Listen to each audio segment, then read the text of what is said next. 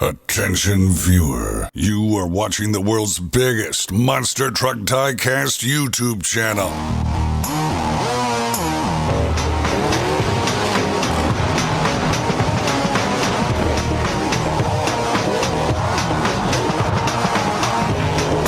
This is Monster Jam OCD.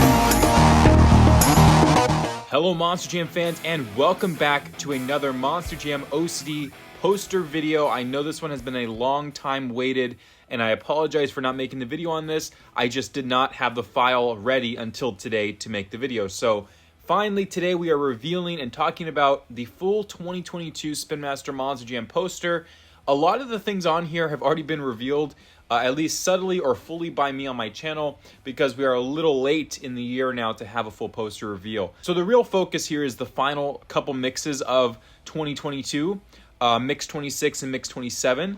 Mainly Mix 27, however, because it does have the final case of trucks, which include obviously the final new trucks of the year, and a couple of them are very exciting to see finally in render format. In this particular poster, they have rearranged everything from the original to now. So we're actually going to start at the bottom of the poster because we were at the top before and talk about these first. So Arena Favorites, I'm just going to do a recap of the year for Arena Favorites. It was a pretty heavy year for independents in Arena Favorites specifically. And we had a brand new tooling Lumberjack, which was amazing. Storm Damage made an appearance only because Bad Habit Relapse was canceled. Avenger Fire finally got its debut in the line after many requests for it. Earthshaker made a random appearance with a yellow roll cage. Not the most exciting of the Arena Favorites this year.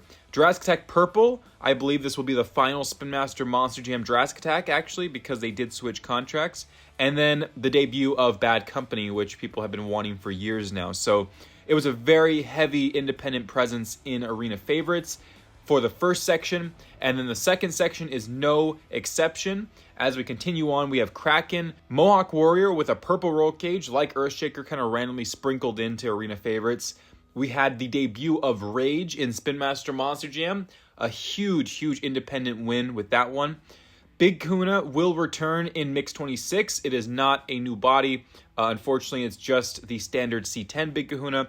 But if you did not get it in the past, this is a chance to get it again. It also has gray rims with the gold beadlocks like they did with the Hot Rod body that they debuted last year.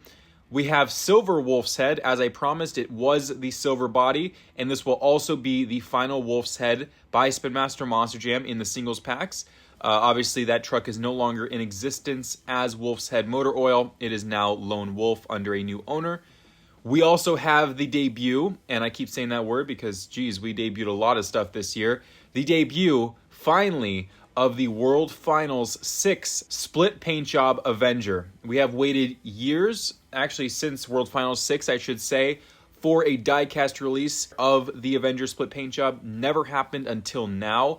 And here it is. It looks absolutely amazing from the render photo. Of course, a render photo does no justice to the actual release, and I cannot wait to get that one in Mix 27. It even has the gray rims. I think it looks just so good, and I am so excited to see all the detail up close and the final product. And then the final truck of Arena Favorites. Everyone has been wondering what it's going to be since they announced it on the poster last time without a render.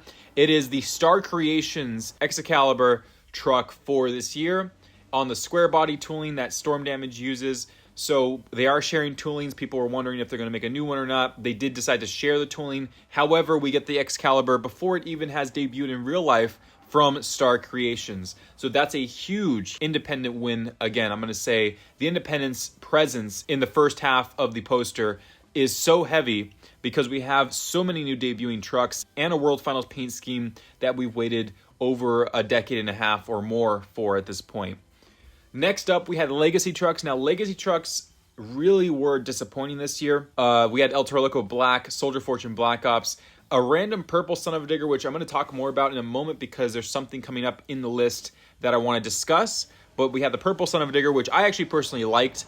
No complaints on that one, but it was kind of an interesting choice to put into Legacy trucks. We had Blue Thunder with the accurate roll cage, so not too bad on that one. Earthshaker again with a silver roll cage and yellow chassis. Did not care for the Earthshaker, unfortunately. Dragon appears to be making an appearance in Mix 27 with a black roll cage, yellow chassis, and orange rims, BKT printed tires. I don't think that's going to be the star of the show. So there's Dragon, a new reveal. And then the final truck on the list of legacy trucks is sure to cause some issues.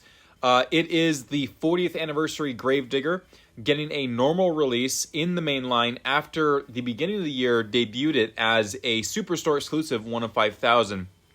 So I'm going to assume that the 40th anniversary Gravedigger on the Superstore was exclusive for the fact that it had the red detailing and the specialized packaging, but I am kind of shocked to see the 40th anniversary Gravedigger in the singles as a standard mainline truck. It is certainly going to be something that collectors are probably not the happiest about. However, for the international folks who couldn't get one off the Superstore, for them, this is surely going to be some big news, and I'm happy they'll finally get their own 40th anniversary Gravedigger in their collections. It's a pretty cool body, but here it is in Legacy Trucks. It has the BKT printed tires, green rims, the standard green roll cage, and the standard body. So that will be making an appearance in Mix 27, the final mix of the year. True Heavy Metal has a error on the poster.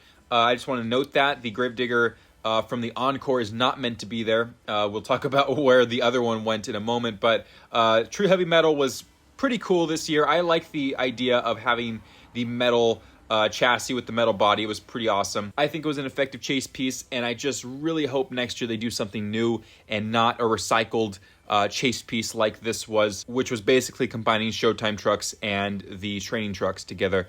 So there it is, the end of True Heavy Metal, and on to HyperFueled, which really was a disappointment as well, I gotta say, from the collector's point of view. It was not as exciting as I believed it was going to be in the end. So Gravedigger was really the only standout at the start of the year with the neon green body and the fully matching chassis and window. Then we had Ultra Loco, which did not feature an orange window, so it didn't match the previous release, which was Gravedigger, as far as it having the same color window as the body paint color. The chassis was pretty cool, though, with the tires and everything matching. Megalodon also not having a blue windshield to match the chassis, but it did have a fully blue chassis. Then Alien Invasion had a fully green chassis, kind of a random toss in there, but Alien Invasion was featured in HyperFueled. And then we have Son of Digger. So Son of Digger here at the end of the list breaks a consistency factor. And I am, as I've mentioned many times before, a stickler for consistency. And Son of Digger here has a blue roll cage, blue tires, a blue body, blue rims, but a purple chassis. And if you look at the HyperFueled list as a whole, they are all matching colors as far as the chassis, the rim color, and the tires go. So Son of Digger is now kind of not a HyperFueled truck as far as what they were trying to go with before. So here's where I come back to the purple Son of Digger earlier.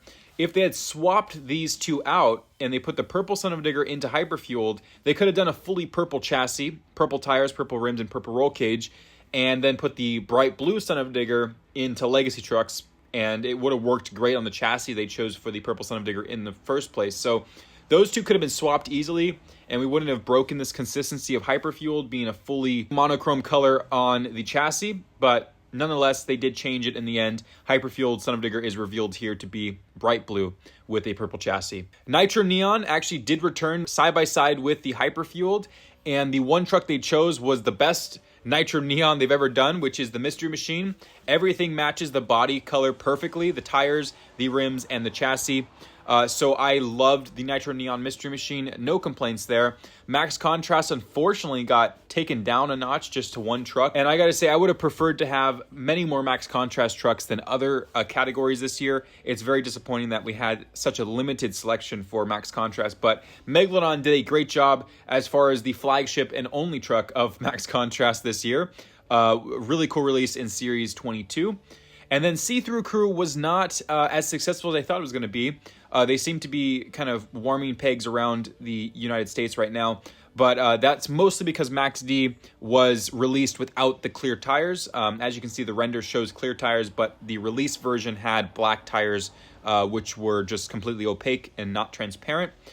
After Max D, however, they did go with what they planned, which was having the transparent tires on all the trucks. So the Gravedigger, Octanator, El Toro Loco, and Bakugan all feature that, and all feature clear chassis and clear rims to make the see-through crew. I do not think it was as effective, however, as the previous Sheer Madness series where the bodies are actually clear, and I hope that they'll get rid of see-through crew next year and go back to the Sheer Madness, or combine the two, which is kind of hard to do because of the metal chassis, but somehow combine the two and have a clear roll cage and clear tires and rims and clear bodies, or just go back completely to Sheer Madness with clear bodies instead. I think those worked much better. These are not as noticeable as you would think because the renders really exaggerate the transparency factor. But on store shelves, I think mom and dads just see the same Gravedigger and Max D, and they just don't know that the chassis is clear, and I get that. So see-through crew was not as big of a hit as I thought it was going to be. And then we have the Heroes and Villains trucks. Joker, obviously the only new truck of this series for this year, which is a re-release of last year's Joker, just with regular tires and a regular roll cage. I prefer this version over the previous one, so I gotta say props to them for releasing it again for those who couldn't find it as well. Mix 14 was a problem mix last year, so that was re-released this year. We will have a Flash, however, a new Flash truck released in the new 5-pack for Target this year, also featuring Joker. So that'll be pretty cool to see. Hopefully in the singles line down the road, maybe in 2023, the Flash truck. Then we had the World Final Series, which was, up until this point, a complete win. We had so many new things in there, and things that we waited a long time for. We started the year with Skeleton Zombie, and obviously it wasn't the correct casting or the correct arm color or all that stuff, but it was a reissue of the planned Zombie vs. Hunters edition.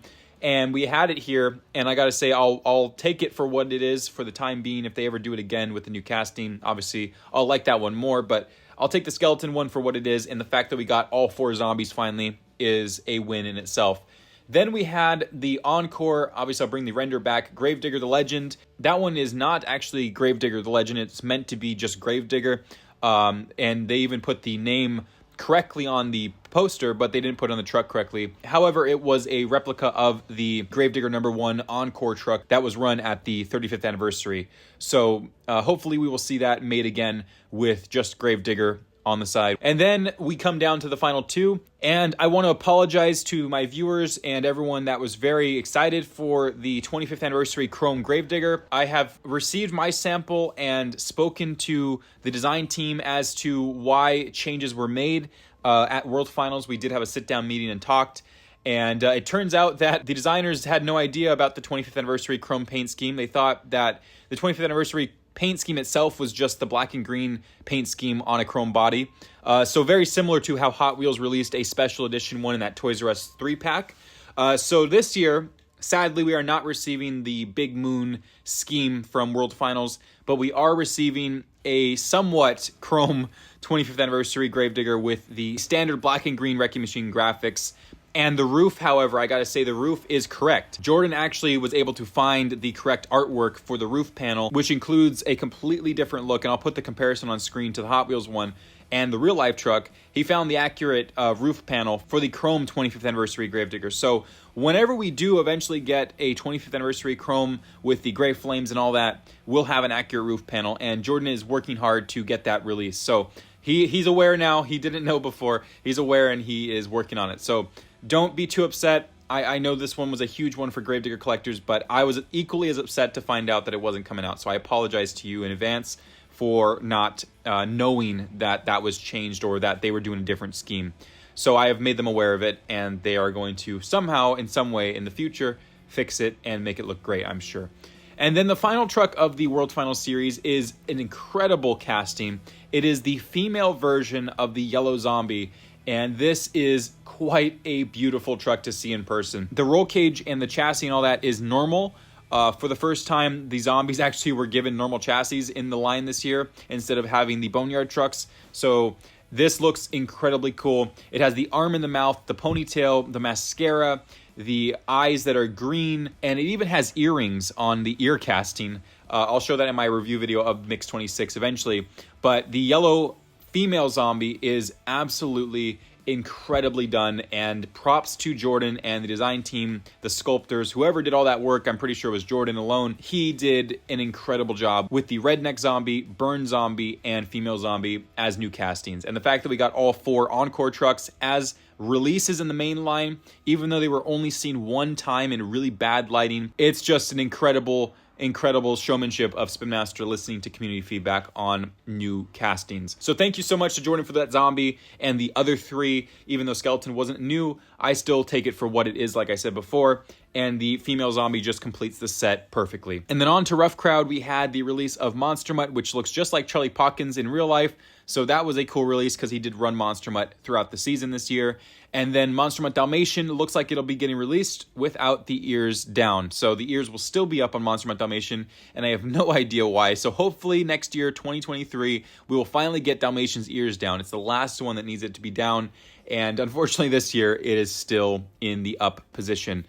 And then we have the Crazy Creatures, which included Horsepower, Pirate's Curse from the Team Scream series, and Dragon with a green roll cage and orange chassis. That was not a super exciting one since we've had 3 dragons this year. But the last one, and it's not called Horsepower, they didn't get the logo correct. The Nightmare is finally revealed. It has a cool armor-plated casting. They actually did change the full-on casting for this. They have an armor-plated front windshield and then an insert piece with the armor plating over the ears.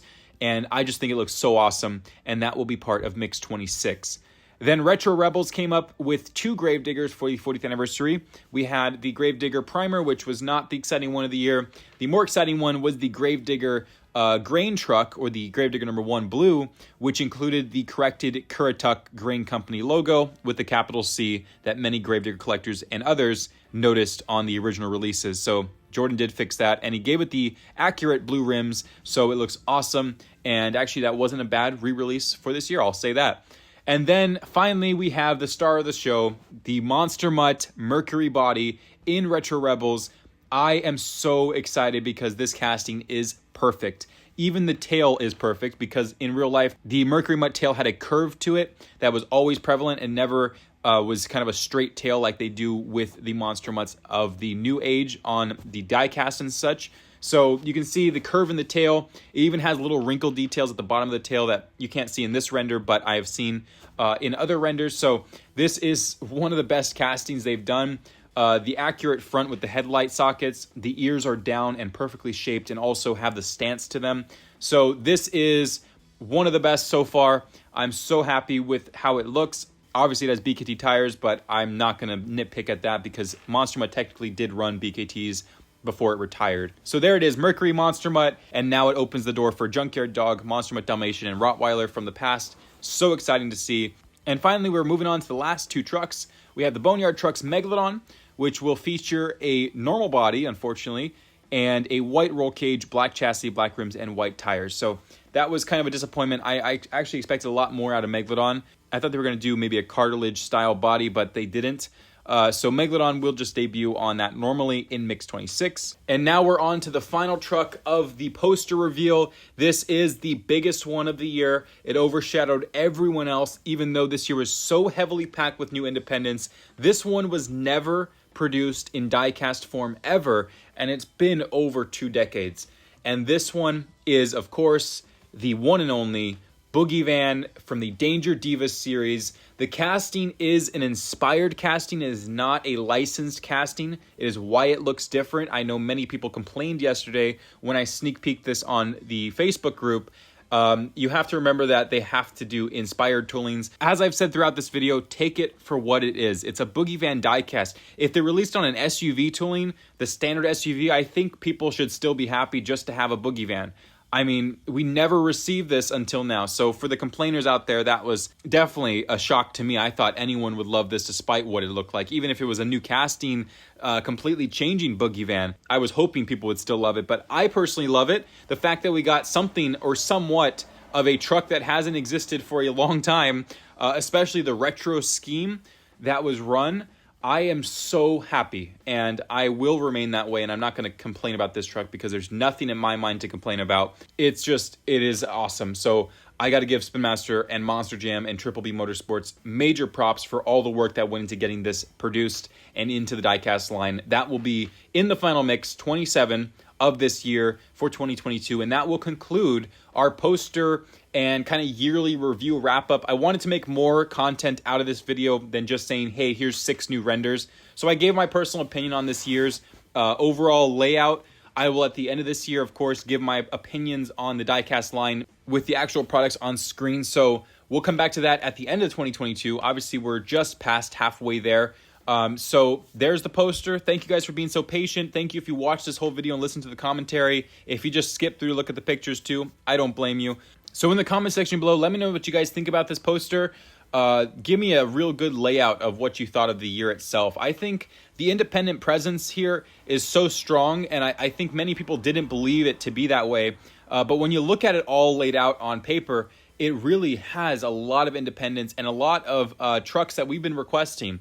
But I think Boogie Van overall is the biggest one of the year, the shock of the year, as we were saying earlier back in about January. So there it is, guys. Thanks for watching. I'll see you guys next time. This is Ryan or Monster OCD, signing out.